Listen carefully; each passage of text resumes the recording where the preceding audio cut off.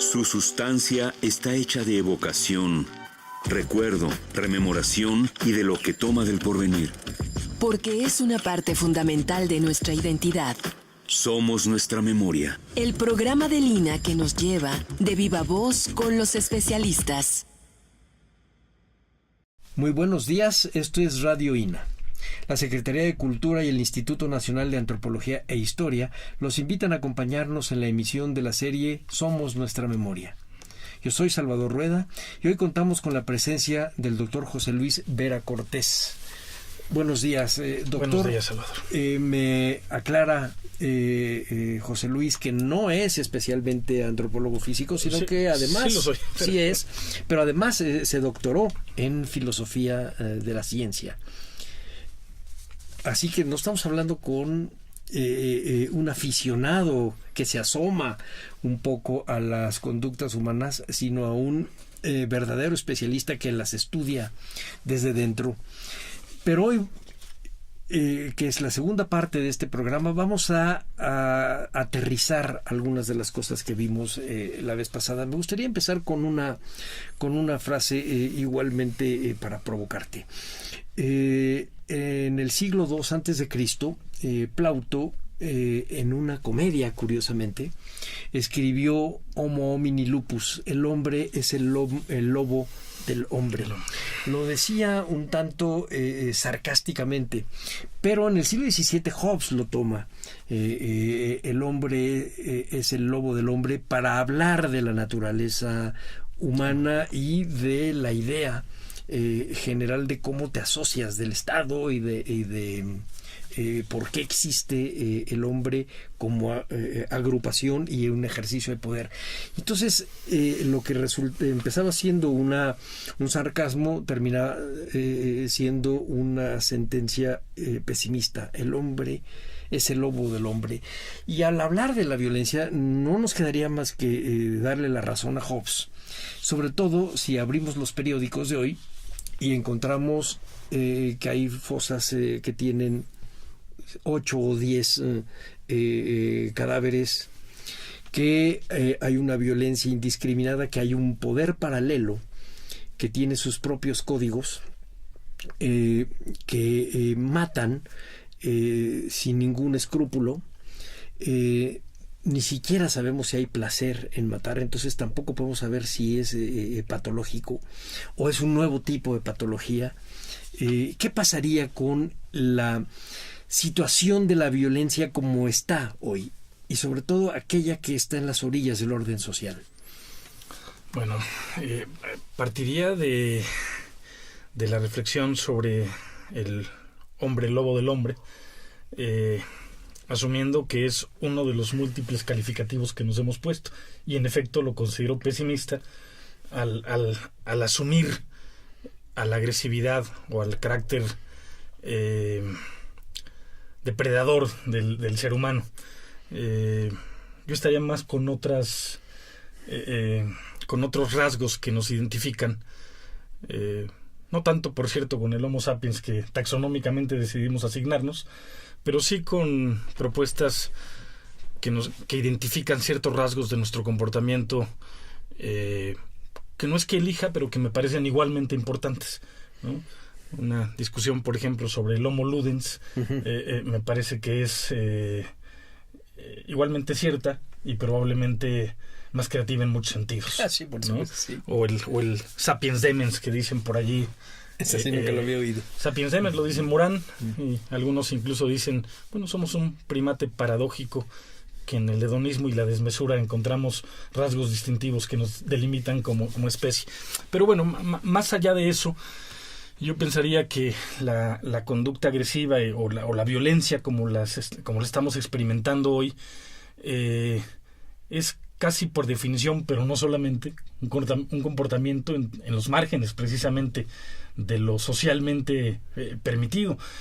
Habría que reconocer que estas formas de violencia nos resultan terriblemente sorprendentes justamente porque están en esos márgenes, y que sin embargo muchas formas de violencia aparentemente que no están en esos márgenes pues hacen que la hayamos naturalizado o que nos hayamos acostumbrado y que no la identifiquemos como actos antisociales y que sin embargo estamos rodeados de ella como manifestaciones constantes y diversas de la violencia, y que no necesariamente tienen que ver con esta condición humana del ser humano definido como esencialmente agresivo o violento, pero que en efecto nos rodean y están por todos lados, ¿no?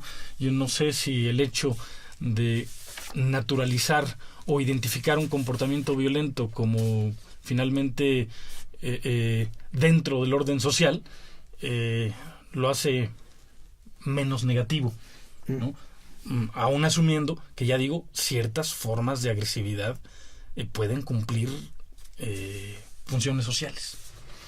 No, bueno, de hecho creo que las cumplen. Lo que pasa es que si pensamos en la cadena que lleva la violencia que vivimos día de hoy, por ejemplo, ligada al narcotráfico, y vamos al último eslabón, que es el mercado negro y el consumidor, evidentemente tiene una función social que está muy alejada, incluso muy alejada quizá de las violencias.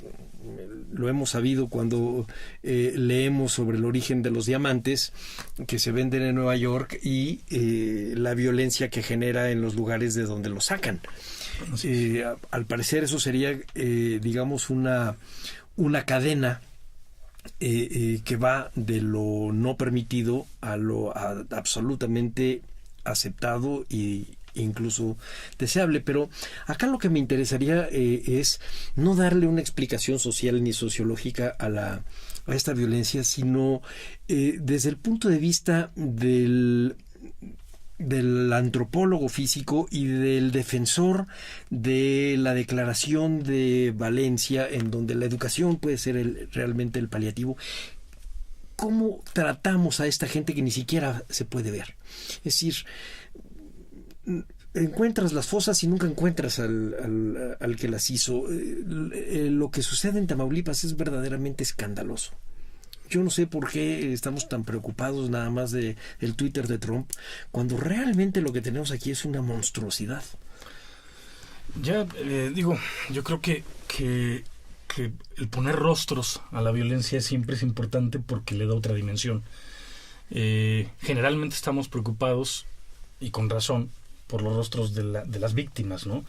Digo, yo me acuerdo cuando llegó el equipo argentino de antropología forense a investigar el caso de los 43 estudiantes de Ayotzinapa, ¿no? Que era muy importante identificar dónde estaban, y empezaron a encontrar precisamente fosas clandestinas seguidas de declaraciones de no se preocupen, estos no son los 43, pero eran otros 60. Sí, claro. Producto de otros procesos de violencia, ¿no? Entonces me parece que el poner rostros tanto a las víctimas como a los victimarios es un elemento central para darle la magnitud al hecho, ¿no? La magnitud que merece. Es decir, estamos en efecto bombardeados y terminamos por acostumbrarnos a que, dado que esto sucede todos los días y no hace falta más que abrir los periódicos o ver un noticiero para ello, terminamos por, de alguna forma, por perder un rasgo que me parece importantemente humano, que es la noción de empatía, ¿no? Y me parece que en la medida en que no seamos capaces de poner rostros a unos y a otros, ¿no? Es difícil vincularnos con el hecho, porque es difícil establecer vínculos emotivos con algo que no ves. Permitan, claro, con algo que no ves, ¿no? El darles la dimensión de personas, precisamente el identificar a las víctimas, que sabemos es importante para la sociedad en su conjunto, no digamos ya para los familiares, pero también identificar a los victimarios, termina por permitir que uno se vincule de otro modo y que pueda establecer estas relaciones de proximidad ante un hecho que de otro modo terminamos por acostumbrarnos, y es terrible el acostumbrarse a un hecho de esta naturaleza. Bueno, yo te lo diría con una opinión muy personal. Por eso es importante escuchar una voz como la tuya y no estar oyendo a un procurador que ya sé qué me va a decir. Es previsible. O sea, no es la parte nada más de la pesquisa policial y la el discurso jurídico, sino el discurso científico. ¿Para dónde tendríamos que ir? Yo sé que la educación, pero ahorita, ¿para dónde tendríamos que ir? ¿Cómo tipificar esta violencia? Y cómo una voz autorizada como la tuya podría empezar a, primero, a explicarnos, a darnos luz sobre este mundo tan terrible, y en segundo lugar, para empezar a identificar estos rostros. Yo creo que, bueno, hablábamos de la educación y en efecto no es lo único. Eso es finalmente algo que tiene que ver con construir una visión que permita darle la dimensión que requiere. Pero uno podría pensar, bueno, ¿cuáles son las condiciones que generan la violencia? ¿No? Es una cosa que no abordamos en el primer programa, o únicamente en términos de la noción de competencia. Pero la noción de competencia tenía que ver con una desigual distribución de recursos. Los individuos compiten ante una desigual distribución de recursos. Y pocos centran la atención en las causas. O sea, la mayor parte está centrando la atención en cómo reprimir la violencia. Pero si la violencia es producto de una desigualdad en la distribución de los recursos, ¿no? Es decir, de una profunda desigualdad, no quiero justificar con ello las formas de violencia que vemos, porque además algunas son indefendibles. Pero además tampoco a lo mejor es así. Yo sé de que en la punta de este mercado estamos hablando de millonarios que manejan un mercado y que son terriblemente violentos. Es decir, no tiene que ver nada más con el recurso, digamos, del dinero. No es la pobreza. Pero también, Salvador. Okay. Yo no creo que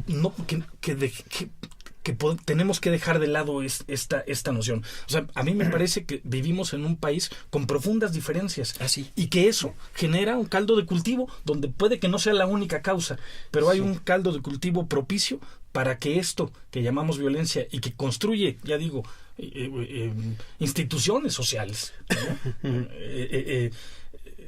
Está jugando sin duda un papel importante. No es la única, no es el único elemento que la genera. Tampoco estaría en una visión o defendiendo una visión abstracta que tiene que ver con la condición humana, donde uno siempre está compitiendo por recursos, pero me parece que la desigualdad genera caldo de cultivo importante para que esto se dé, ¿no? Eso, y que eso sí. es una forma también de atacarla. Seguramente no es un fenómeno unicausal, sería una visión simplista pensarlo así. Seguramente tiene que ver con muchos otros escenarios, pero sin duda también creo que ese es uno de ellos, que también hay que atacar. Sí, yo estoy de acuerdo contigo. Lo que quería decir un poco, a lo mejor lo dije muy mal, es yo estaría de acuerdo contigo en lo que decías en el programa anterior, de que no es solamente una visión clasista del asunto. Es decir, no es la identificación de las zonas de miseria igual a las zonas más violentas, sino hay también en las áreas de abundancia y de bonanzas.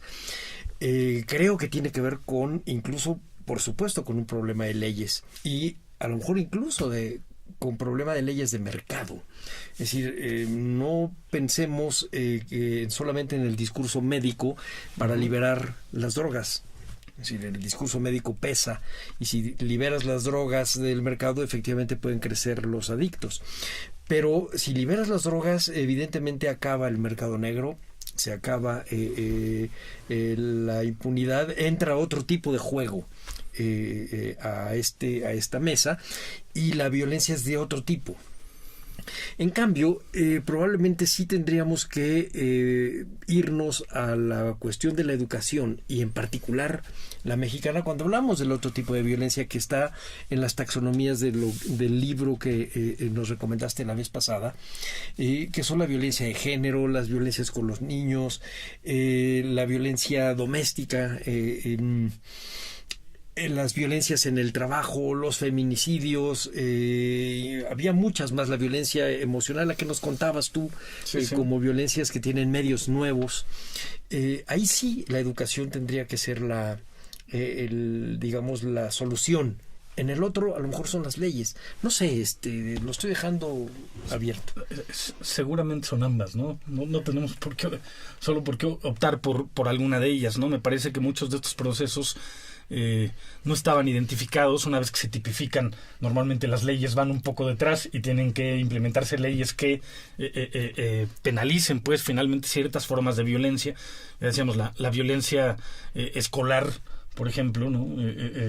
O la violencia infantil, que finalmente tiene que ver con estas taxonomías que mencionabas, ¿no? Algunas que centran la atención en los tipos de víctima, otras clasificaciones que centran la atención en los espacios donde se da, o incluso por el tipo de victimario, ¿no? En ese contexto me parece que sí, la educación es importante, y hay una parte evidentemente legal que juega un papel que tendrá que irse moviendo a lo largo del tiempo, como las propias taxonomías que reconocen hoy fenómenos que antes no eran identificados como fenómenos violentos, ¿no? Uh-huh. La violencia de género, pues siempre decíamos, es parte de las relaciones de pareja, ¿no? ¿Cuántos de nosotros no fuimos objeto en la infancia del chanclazo, de formas de educación, el chanclazo, el gis, o el famoso bullying, ¿no? Sí. Cosas que hoy por hoy estarían claramente identificados como fenómenos de violencia y que simplemente entonces no estaban identificados como tal, y que eran de hecho parte de un proceso de educación que asumía cosas como la letra con sangre entra, o ese tipo de cosas que tampoco es que estén tan lejanas, ¿no? Y que de hecho a veces pareciera que tenemos una especie de péndulo oscilante, ¿no? Que va desde formas de educación que probablemente vivimos muchos de nosotros asociadas a estas formas de violencia o tipificadas como tales, y parece que el péndulo luego se va a otros escenarios donde es intocable, el niño tiene todos los derechos posibles, y entonces surgen pequeñas voces disidentes, por ejemplo en Inglaterra, donde hablan de formas o comportamientos que llaman agresiones pedagógicas, dicen, por ejemplo, ¿no? Pequeños comportamientos que pueden meter un pequeño susto, y que para esta gente que defiende que es parte del proceso educativo, que se puedan incluir, dicen nuevamente, como formas sancionadas y valoradas que cumplen una función educativa. Pues no lo sé, a veces... pero Foucault estaría encantado que volvieran a tocar ese tema, ¿no? Pero parece un péndulo, ¿no? Sí. Donde en algún momento era parte del proceso de educación normal, hoy lo reconocemos como un fenómeno de violencia, pero otra vez el péndulo empieza a moverse, ¿no? Recuerdo mucho estas experiencias educativas a propósito de la educación, de los proyectos de Summerhill, uh-huh, por ejemplo, ¿no? Donde muchos de los egresados de Summerhill que fueron educados en un contexto donde la voluntad del niño tenía que ser prioritaria respecto del mundo real, y que al final no pudieron adaptarse a este mundo real, y hubo incluso suicidios, ¿no? Que es otra forma de agresividad autodirigida, digamos. Sí. La vez pasada le habíamos prometido a nuestros escuchas que íbamos a hablar de asesinos patológicos, de asesinos en serie. Yo recuerdo hace 50 años que hablar de Goyo Cárdenas era, híjole, bueno, se hablaba en la mesa, porque en esa época iba él a salir, o de las Poquianchis a finales de los 50, porque habían matado a una decena de muchachas y era el gran escándalo. O la Mataviejitas recientemente. Ahora la Mataviejitas. Y sin embargo, cuando vemos a distancia los crímenes del Mer Rojo, del Mer Rouge, o las fosas de las que estábamos platicando hace un rato, estamos hablando de un tipo de violencia que creo que se le sale al lenguaje legal y al lenguaje cotidiano explicarlos. Pero se trata de individuos que hacen grandes crímenes. Son asesinos en serie. ¿Cómo lo manejarías? ¿Cómo los estudiarías tú? Yo creo que no los podemos meter en el mismo saco. Creo que hay formas de violencia psicopática donde los sujetos... Sabemos poco de eso. Recuerdo un caso, por ejemplo, de los que estudió el jefe de laboratorio del Centro de Primates que comentaba hace un rato, uh-huh, que comentaba en el programa anterior, donde se identificó que un individuo, ante cierto tipo de estímulos significativos para él, era incapaz de reprimir la violencia. Uh-huh. Es decir, ante estas visiones de sujetos, de asesinos seriales, que parecen terriblemente retorcidas, y eso, hay también una cierta plasticidad. Lo que en este caso identificaban es que el sujeto en cuestión ante un estímulo que tuviera que ver con uniformes, ¿no? Parece que algo se activaba en el cerebro que en efecto generaba un comportamiento irreprimible, ¿no? Uh-huh. Y era un caso de un asesino serial, en fin, muy identificado, y que en el que sin embargo había una historia, uh-huh, había un estímulo que desencadenaba una cierta conducta, pero creo que sabemos poco de ello. Cada vez las neurociencias nos muestran más información sobre ello. Se ha visto cómo ciertas áreas del cerebro, ante el comportamiento agresivo, ante presenciar el comportamiento agresivo o emitirlo, se activan, ¿no? Pero esta visión localizacionista del cerebro, que nos lleva a una especie de nueva frenología, pues no estoy tan seguro si puede considerarse como una forma de aproximarse al comportamiento violento. Lo es sin duda, pero no me parece por sí misma suficiente, ¿no? Uh-huh. Sin embargo, en los otros casos que mencionas, donde pues hay verdadera hazaña, ¿no? Y premeditación y esto, yo no sé si lo podemos tipificar de la misma manera. De hecho, en el programa anterior yo decía que una de las distinciones entre agresividad y violencia, de acuerdo a algunas corrientes, era la intencionalidad de causar daño. Uh-huh. Yo no sé si un joven sicario de estos que están vinculados con el crimen organizado tiene por sí mismo la intención de causar daño, ¿no? Aunque lo cause, de hecho, ¿no? Lo que sí me parece es que tendríamos que estudiarlo desde otra perspectiva, no desde una perspectiva donde podamos meterlos en el mismo saco de la violencia psicopática, que me parece que tiene otro sentido. Pero en efecto, ¿qué pasa con un sujeto que es capaz de cometer este tipo de actos, ¿no? Sí, quizá no tanto con la intención de hacer daño, sino con el placer de hacer el daño. Entonces, creo yo que lo toman como si fuera un trabajo. No hay ni placer ni remordimiento. En cambio, con un psicópata sí hay esta cosa retorcida que tiene que ver entre el placer, el miedo, las conductas irreprimibles, que sí se pueden acercar, por ejemplo, a señores de la guerra. Estoy pensando en Camboya, o estoy pensando en la guerra de los serbios, contra los serbios, y no saben qué hacer en la corte europea con este hombre que hizo un genocidio en la antigua Yugoslavia. ¿Cómo lo tratarías? ¿Como un psicópata? No. Y sin embargo, es importante encontrar los motivos íntimos, no solo sociales, sino personales, sí, no que lo llevan a llevar a cabo un asesinato de esta naturaleza, sino las condiciones que le permiten hacerlo. Yo volvería... tú recordarás, por ejemplo, la idea de la venda en el paredón de fusilamiento, ¿no? Se dice mucho que eso tiene que ver con la posibilidad de evitar la mirada. Somos animales visuales, a propósito de la primatología que hablábamos en el primer programa. Somos animales fundamentalmente visuales. La interacción uno a uno se da mucho cara a cara y ojo a ojo. Uh-huh. Esa es una forma como interactuamos. Y esta visión, establecer contacto con, te permite establecer casi por definición relaciones empáticas, ¿no? Uh-huh. Entonces, la venda en el muro de fusilamiento tiene que ver con esa posibilidad de rompimiento y de la no asignación del estatus de persona al otro. Uh-huh. Me parece que una condición casi necesaria para llevar a cabo este tipo de actos es el privar al otro de su estatus de persona. Uh-huh. Y en esa medida la posibilidad o la imposibilidad de establecer relaciones de empatía. Hay quien opina justo lo contrario, que es porque es capaz de establecer relaciones de empatía, que sabes la forma como puedes dañar a ese otro.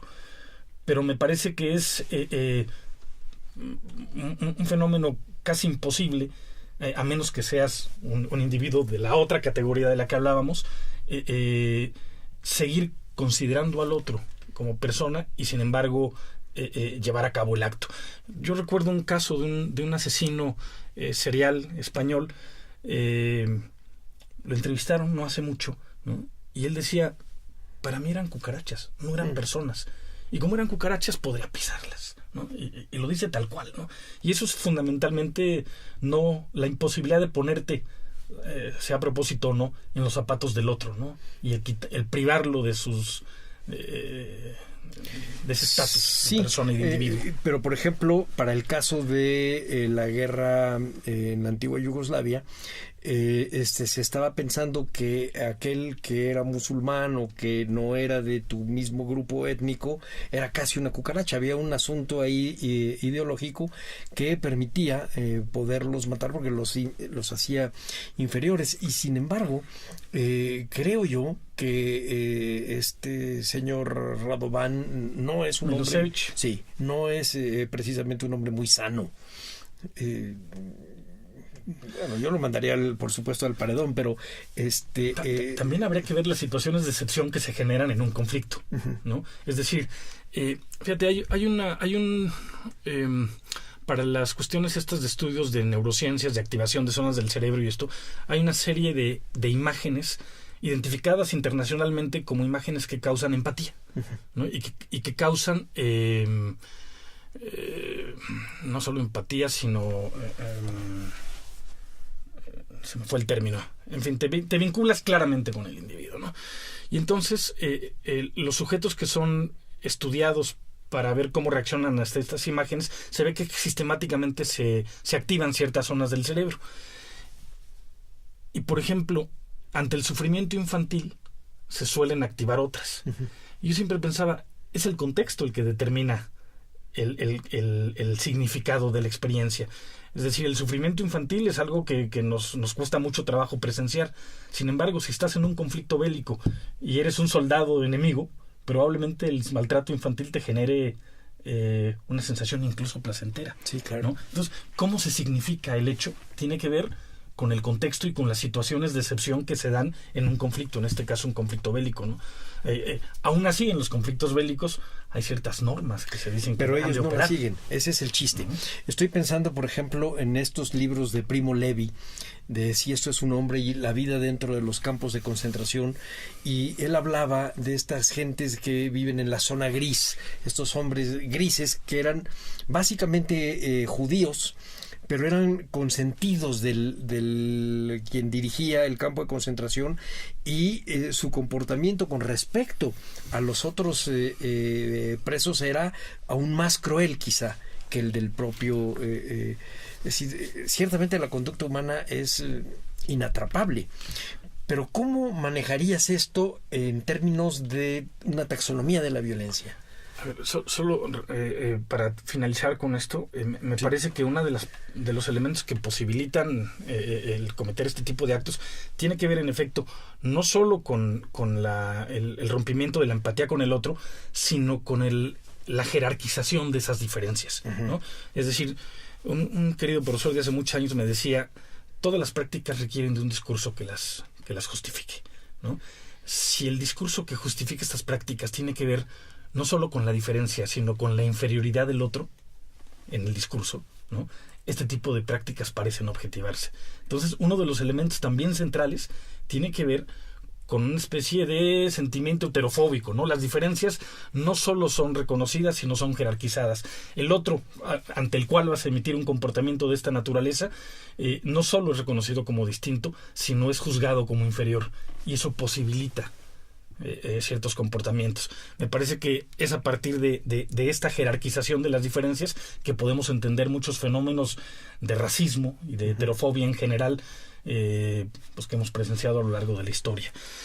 En ese sentido, pues volvería a la idea de que las causas seguramente son múltiples, es un fenómeno multideterminado que involucra en efecto sí una biología en un contexto social, una historicidad y fenómenos a veces psicológicos individuales que nos cuesta trabajo a veces entender, sí, y sobre los cuales uno trata de encontrar una regularidad, ¿no?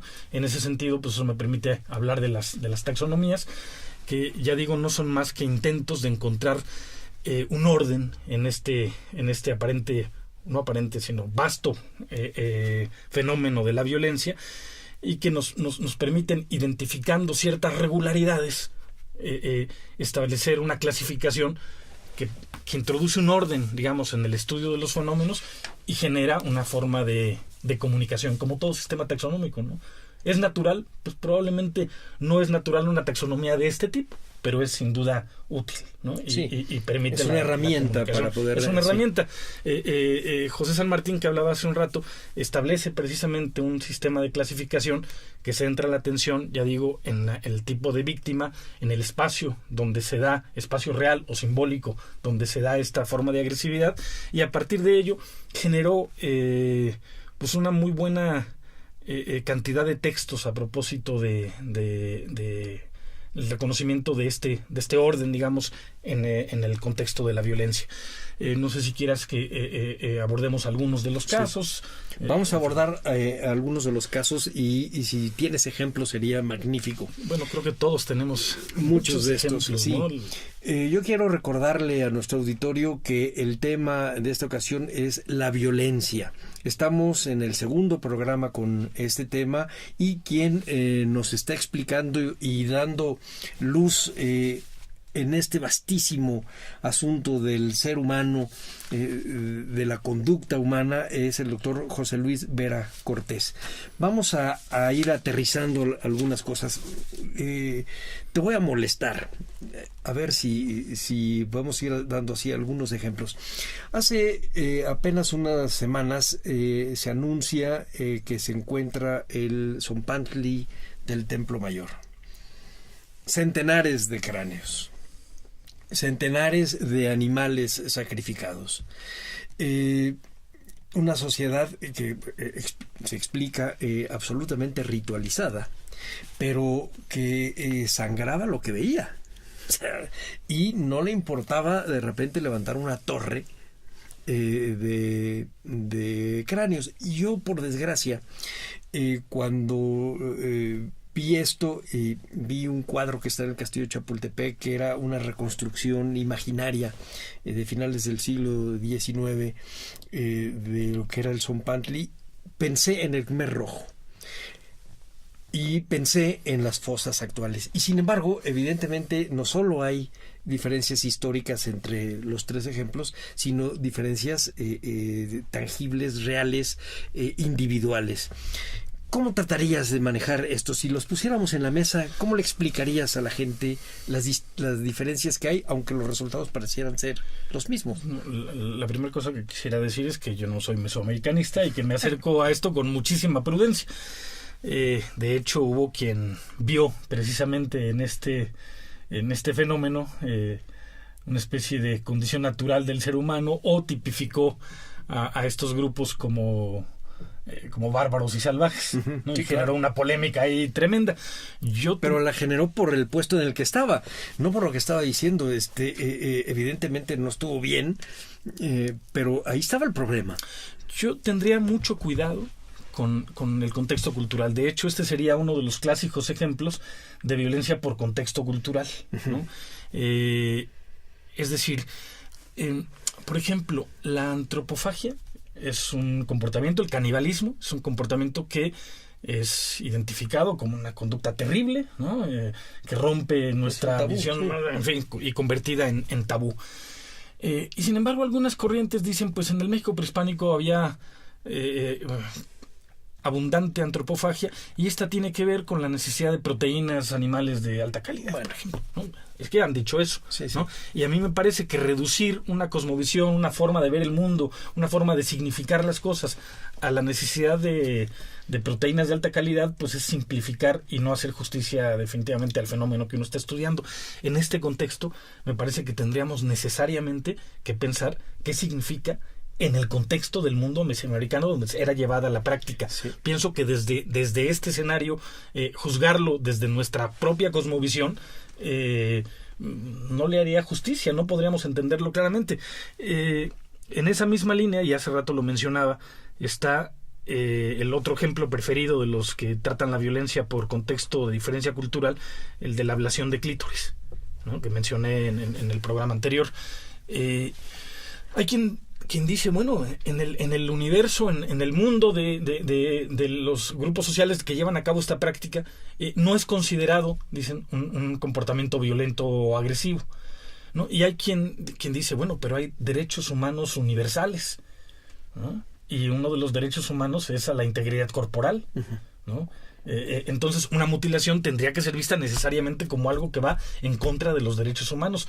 Pero habría que decir también que los derechos humanos es una categoría pues que surge en Occidente y que es típicamente occidental. Sí. Entonces, no tengo una respuesta, pero sí creo que tendremos que andar con pinzas y con un tiento fundamental para no sacar de contexto una práctica y entenderla en su justa dimensión. No, pero sí acabas de dar una respuesta. Para poder hacerle una taxonomía a la violencia necesitamos un montón de elementos. Es decir, no podemos tomar solamente el resultado, sino tenemos que ver efectivamente todas estas orígenes y todas estas condicionantes de las que hablabas hace un rato. No, claro que acabas de dar una respuesta.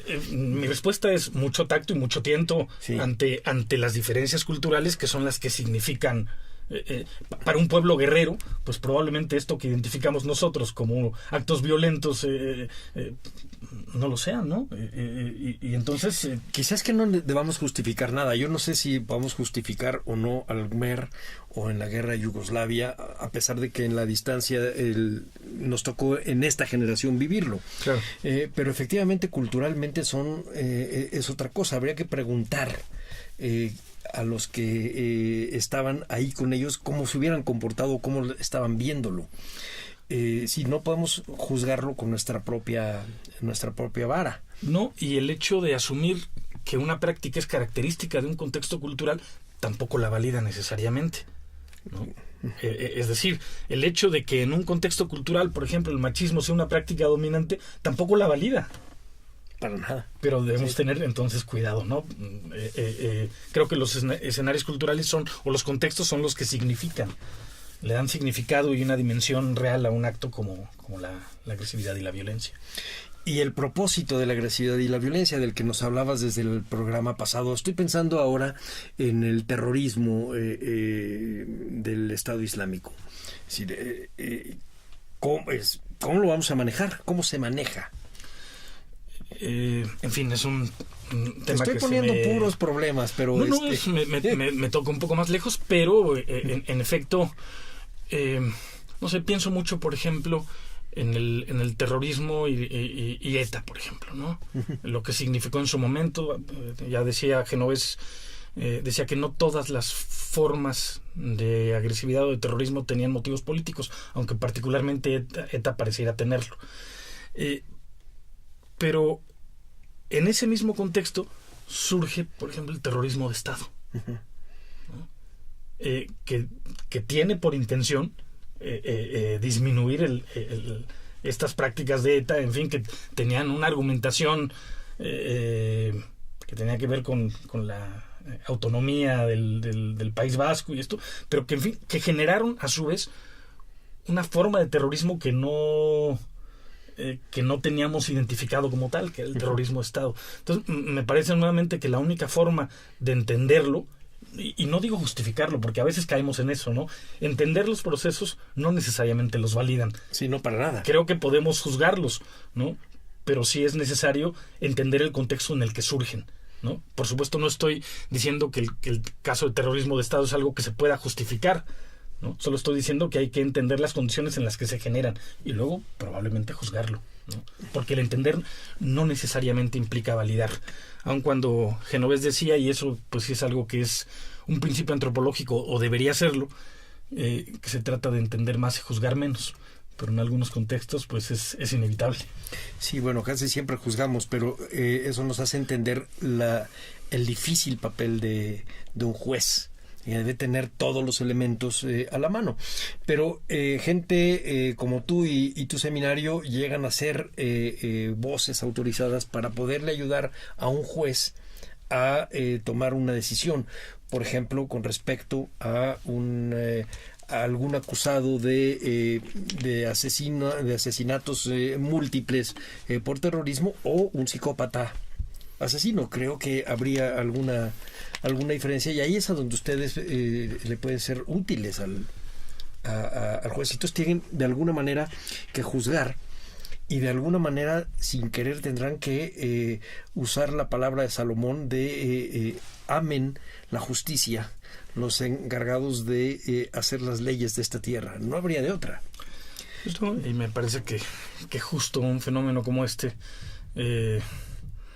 pues requiere de una aproximación de este tipo que posibilite, en fin, orientar nuestra percepción, y no solo el entendimiento del fenómeno, sino la percepción social que hay de él, ¿no? Que esa es otra cosa importante, ¿no?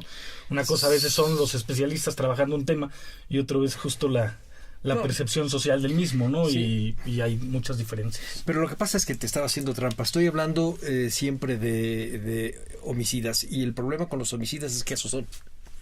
Pero hay otro tipo de violencia y hay otro tipo de agresividad de la que nos hablabas desde el programa anterior, que puede ser más soterrado, es igualmente determinante en la vida de las personas, y de hecho a veces arman el entramado de las relaciones sociales, y ese es el que realmente te interesa a ti estudiar. Y ahora no te voy a hacer trampa, no vamos a hablar de homicidas, sino de este otro tipo de violencia, el de que se puede generar en las relaciones cotidianas. Mira, a mí me interesa mucho el problema del racismo en México, y el racismo involucra formas de agresividad y violencia muy notables. A mí me parece que hicimos poco caso, como gremio, los antropólogos, a la primera encuesta nacional sobre discriminación, que salió curiosamente y paradójicamente en el sexenio de Fox, ¿no? En el contexto donde Fox decía si los mexicanos hacían o no lo que los negros no hacían en Estados Unidos, o si Memín Pinguín era o no un cómic racista, te acordarás, ¿no? Sí. En ese contexto sale la primera encuesta nacional sobre discriminación. La discriminación es una forma, o es una práctica social que con ciertas dosis de violencia excluye, imagino, un colectivo en función de una cierta creencia que jerarquiza las diferencias humanas. La encuesta decía que 7 de cada 10 mexicanos, 7 de cada 10 se habían sentido discriminados por su condición de indígena, por su lengua, por su edad, por su género, por discapacidad, por su creencia religiosa y por su preferencia sexual. 7 de cada 10. Y cuando enunciaban las formas como habían sido discriminados por alguno de estos motivos, que además eran acumulativos, ¿no? Es decir, se puede ser mujer, indígena, discapacitada, homosexual, en fin, sí. Son condiciones que se acumulan, ¿no?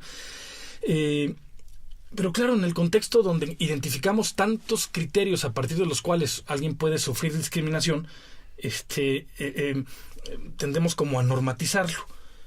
7 de cada 10 indígenas mexicanos reportaban haber sido discriminados por su condición de indígena, claro, ¿no? Y claro, como antropólogos sabemos que la definición de indígena tiene que ver con la lengua y con muchas otras cosas, pero ellos reportaban que eran discriminados por su aspecto físico, ¿no? Me parece que en un contexto donde este tipo de prácticas ocurre, cuando se discuten, una palabra que es muy recurrente es el término de visibilización, ¿no? O sea, parece que es una práctica que solemos no ver. Nos consideramos un pueblo no fundamentalmente racista, decimos que somos clasista, pero en un país como México, donde el aspecto físico coincide con la clase social, generalmente, ¿no? Tienes entonces no solo racismo, tienes claramente las dos prácticas en una, racismo y clasismo, ¿no? El fenotipo no es más que el aspecto de las personas, ¿sí? Y estas personas, los indígenas, reportaban haber sido discriminados por su aspecto físico, ¿no? Entonces, me parece que visibilizar el problema es una primer condición para poder no solo entender el fenómeno, sino tratar de eliminarlo como práctica que en este país tiene matices muy singulares, ¿no? Hablamos siempre de que México es un país mestizo, que esa es otra de las condiciones por las cuales no asumimos que hay violencia contra las diferencias en aspecto físico, y sin embargo, cuando uno ve la historia, tú eres historiador, te acordarás de las políticas mestizófilas del gobierno mexicano de la posrevolución, donde digamos, se hablaba del mestizaje como un elemento positivo, pero en el contexto del potencial blanqueamiento de la población mexicana, ¿no? Es decir, hay un conjunto de prácticas que incorporaban dosis de violencia terribles en las denominadas prácticas eugenésicas, que no era más que políticas que intentaban favorecer la reproducción de grupos tenidos por deseables e impedir la de los indeseables. Bueno, eso viene desde el siglo XIX. Sí, claro, desde Iturbide, con favorecer las políticas de inmigración, eran para blancos católicos. Pero piensa que el mundo anglosajón veía en el mestizaje un problema de degeneración de la raza, entre comillas, mientras que la eugenesia latina ponderaba el mestizaje como un elemento positivo y central, sí, ¿no? Pero claro, en el contexto de las prácticas mexicanas y de las políticas migratorias, estaban vinculadas con la posibilidad de traer poblaciones que generaran el blanqueamiento de la población original, ¿no? Entonces, esto que parece ser un discurso positivo respecto de la noción de mestizaje, pues en términos generales involucraba un profundo racismo y un conjunto de prácticas excluyentes de las diferencias. Sí, bueno, y que además tenía una historia más profunda. Hay una anécdota de Benito Juárez cuando era secretario de gobierno en Oaxaca, y están en una cena con Santana, y Santana dice, bueno, este descalzo indio es mi mesero. No, es el señor secretario de gobierno, no, es indio y es mesero. Entonces ahí hay un maltrato y una discriminación pues claramente colonial.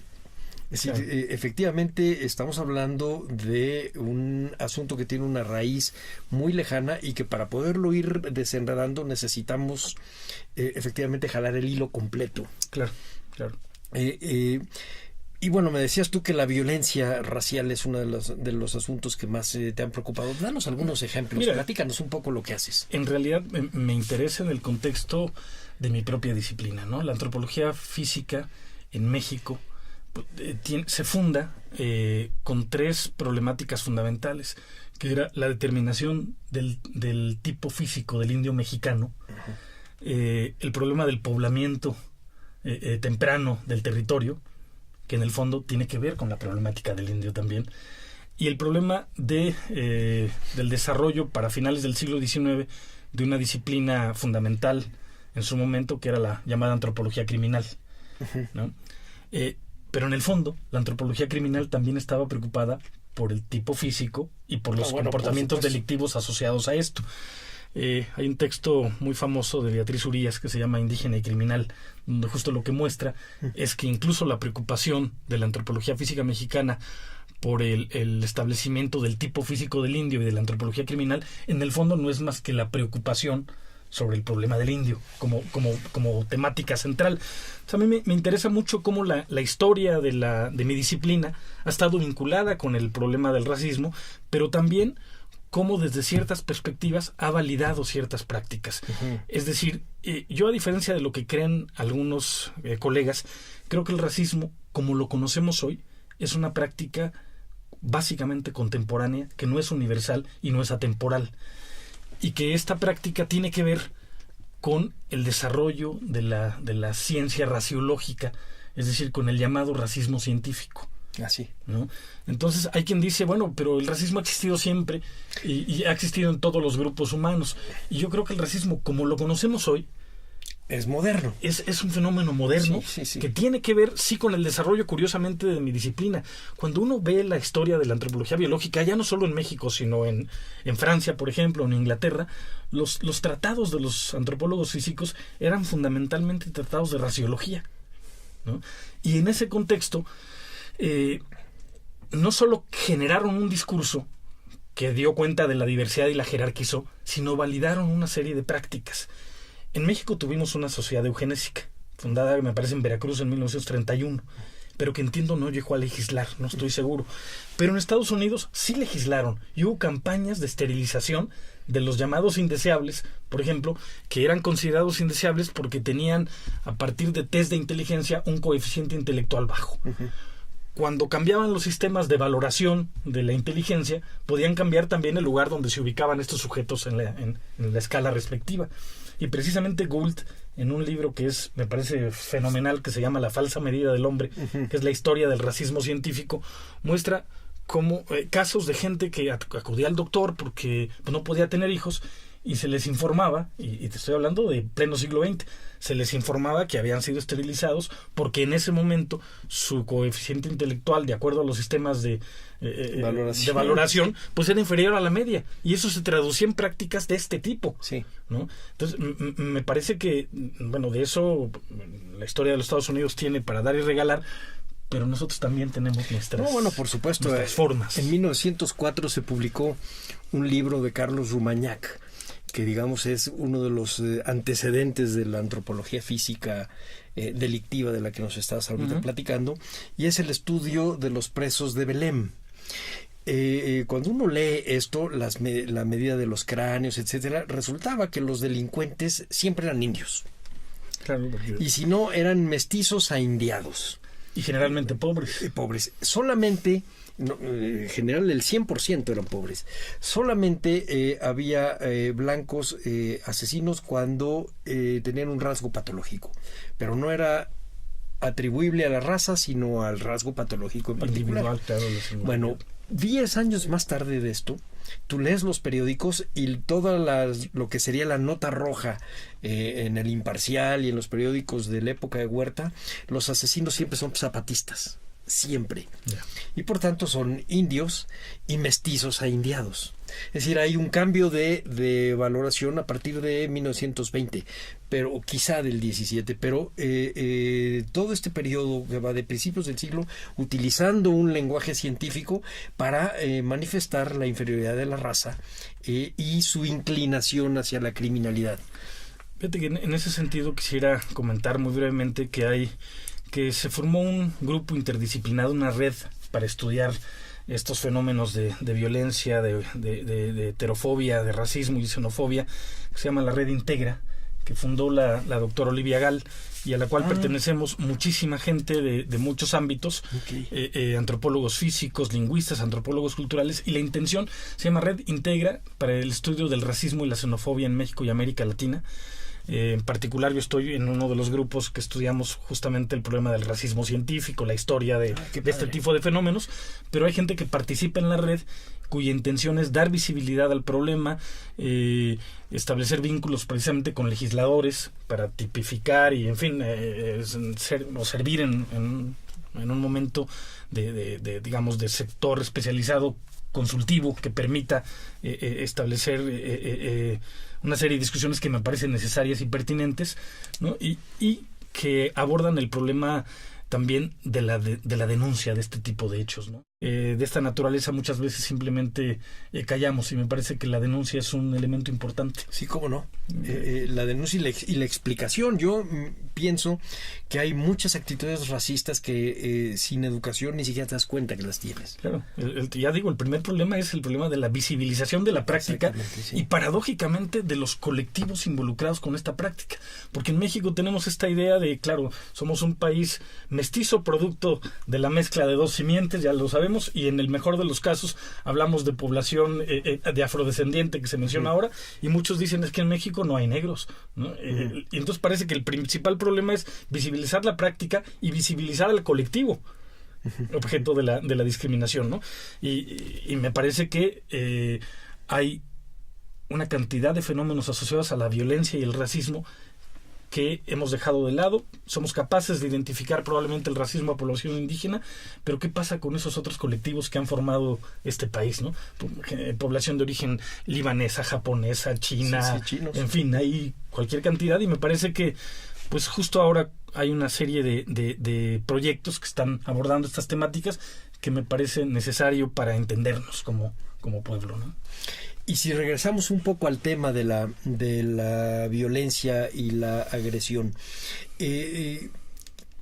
¿cómo podríamos nosotros comenzar a deconstruir una manera de pensar y de actuar con respecto a este otro diferente? Y te lo digo porque creo que sin querer dimos la vuelta hacia uno de los asuntos que manejamos en el primer programa, que es este texto de Freud sobre la construcción del yo, que está en el malestar de la cultura, y acaba siendo que efectivamente no es la competencia, sino es el autoconstructo. Y ahora la idea, me parece, se trata de ir deconstruyendo estas viejas ideas para poder darnos una equidad real. Yo creo que esto está asociado finalmente sí a procesos de educación y de ignorancia a veces de los procesos. Pero políticas públicas, por ejemplo. Seguramente también, pero me hablabas de una dimensión más íntima, ¿no? Sí. Vinculada con cómo construye una noción de identidad y rechazo la de un otro individuo, ¿no? Hay por ahí alguien que decía, el otro deja de serlo cuando lo conoces, o al menos deja de ocupar ese lugar de alteridad radical de un otro radicalmente distinto. Recuerdo una entrevista que le hicieron una vez a un francés, un político, en el que por un lado hablaba como político de las diferencias en Francia, de las poblaciones de origen magrebí, en fin, en el norte de África, y decía que él estaba profundamente en contra, y en algún momento le preguntaron, oye, pero tu cuñada es de magrebí, tus hijos son compañeros de... Y dice, claro, yo los que odio es a los que no conozco. Estos son mi cuñada y son los amigos de mis hijos. Y eso algo te da idea respecto de cómo construyes esas nociones de diferencias y cómo en el fondo las diferencias son identificadas como diferencias radicales en el contexto de un profundo desconocimiento del otro, ¿no? Entonces, esta idea de conociendo al otro, el otro desaparece, al menos de ese estatus o de esa ubicación periférica de lo que se considera deseable o no. Me parece que en la medida en que lo conoces, deja de ocupar esa periferia. Sí. Asunto que es terriblemente difícil si el ser humano es principalmente visual. Entonces nuevamente regresamos a la parte natural y biológica de nosotros. Y hay otro tipo de violencia y agresividad que creo yo, bueno, en los Estados Unidos está ahora a la orden del día, pero nosotros lo vamos a tener en un par de años, que tiene que ver con este patrioterismo y esta enfermedad infantil del nacionalismo. Nosotros lo tendremos dentro de unos años porque se acerca los 500 años de la llegada de Cortés y de la conquista, y estoy seguro que va a haber voces que me parece poco inteligentes, que van a hablar y a resucitar las polémicas de indigenismo versus hispanismo, etcétera. Pero en el fondo lo que hay es un discurso nacionalista ramplón. Sí. Entonces, quizá podamos deconstruir la idea de que haya diferencias en lo que estamos viendo, pero ¿cómo le haces con lo que no estamos viendo? Como por ejemplo, lo que dices tú, los magrebís, que no ves. ¿Qué haces con eso? O sea, ¿cómo evitas que haya violencia y agresividad que nazca del patriotismo y del nacionalismo? Bueno, yo creo que serán momentos adecuados justamente para construir discursos alternativos, ¿no? No sería la primera vez que desde ciertas instancias o asociados a ciertos momentos se construyen. Estoy pensando cosas como, por ejemplo, las que pasaron en Inglaterra y Francia a finales del 19, que en este momento de la construcción de los discursos nacionales, los antropólogos físicos intentaban mostrar, por ejemplo, la genealogía directa de los entonces pobladores de Inglaterra y Francia con la Grecia clásica, en un intento de construir un discurso nacional donde se pudieran asumir como bellos y como cultos. Bueno, el hombre de Piltdown. De Piltdown, y hay muchísimos ejemplos, ¿no? Que era un orangután, pero blanco e inglés. Bueno, era presentado como el primer europeo. Sí, claro. Y era un cráneo contemporáneo con una mandíbula de orangután. Sí, ¿no? sí. Un fraude de 1914 hasta 1952. Sí. ¿no? Pues ese tipo de cosas en México también jugaron un papel, pero en un contexto donde lo americano era visto como algo asociado a la degeneración, ¿no? Porque el mestizaje era visto en ese momento como asociado a la degeneración. Yo creo que justamente son momentos donde tenemos que reescribir estas historias, entender las diferencias de otras perspectivas, pues finalmente más, no sé si más realistas, pero sin duda menos simplonas que las que tenemos y en las que hemos sido formados. Ojalá, doctor, porque si no, de verdad tenemos el huevo o la serpiente a un lado. Sí, yo veo lo que está pasando en los Estados Unidos, no doy crédito de una sociedad tan dividida por algo tan tonto, con un discurso tan mal armado. Pero en fin. Llama la atención que muchas veces sea así. Pues bueno, estamos por terminar el programa. Me gustaría que nos recomendaras algunas lecturas. Ya nos habías recomendado a Pinker, pero por ejemplo sobre la red íntegra y las cosas que hacen ustedes. Mira, bueno, una es en internet, si ponen Integra, racismo y xenofobia en México y América Latina, encontrarán la página, está fácilmente identificable. A propósito del racismo y la violencia, yo citaría el texto de Gould, de Stephen Jay Gould, que es La falsa medida del hombre. Es un texto fundamental, y para entender algunos procesos vinculados con el racismo en México, sugeriría, además de consultar la red Integra, un par de textos de Beatriz Urías, que es Indígena y Criminal, es uno de ellos, y el otro que aborda una problemática un poco más reciente, se llama Historias secretas del racismo en México, ¿no? Me parece que son dos buenos textos que permiten acercarnos a un fenómeno que involucra grandes dosis de violencia y que muchas veces ni siquiera somos conscientes de ello, ¿no? En este caso, en la práctica de la jerarquización de las diferencias humanas, el racismo o la heterofobia, como llaman algunos.